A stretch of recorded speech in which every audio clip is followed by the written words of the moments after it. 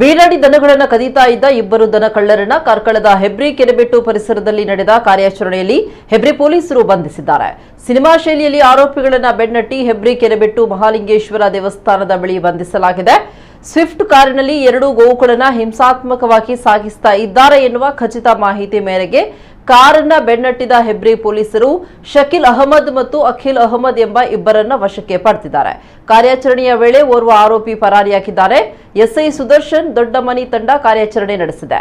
ಉಡುಪಿಯ ಮಲ್ಪೆ ಹೊಳೆಯಲ್ಲಿ ಅಕ್ರಮ ಕಸಾಯಿಖಾನೆ ನಡೆಸ್ತಾ ಇರುವ ಶಕೀಲ್ ಅಹಮದ್ ಗೋವನ್ನ ಕಡಿಯಲು ರಾತ್ರಿ ವೇಳೆ ಬೀಡಾಡಿ ದನಗಳನ್ನ ಕದೀತಾ ಇದ್ದ. ಮನೆಗಳಿಗೆ ನುಗ್ಗಿ ತಲವಾರು ತೋರಿಸಿ ದನ ಕದೀತಾ ಇದ್ದ. ವಾಹನದಲ್ಲಿ ಹಿಂಸಾತ್ಮಕವಾಗಿ ಗೋವುಗಳನ್ನು ತುಂಬಿಸಿದ ಪರಿಣಾಮವಾಗಿ ಕುತ್ತಿಗೆ ಮುರಿದು ಒಂದು ದನ ಸಾವನ್ನಪ್ಪಿದೆ. ಹೆಬ್ರಿ ಠಾಣೆಯಲ್ಲಿ ಪ್ರಕರಣ ದಾಖಲು ಮಾಡಲಾಗಿದೆ.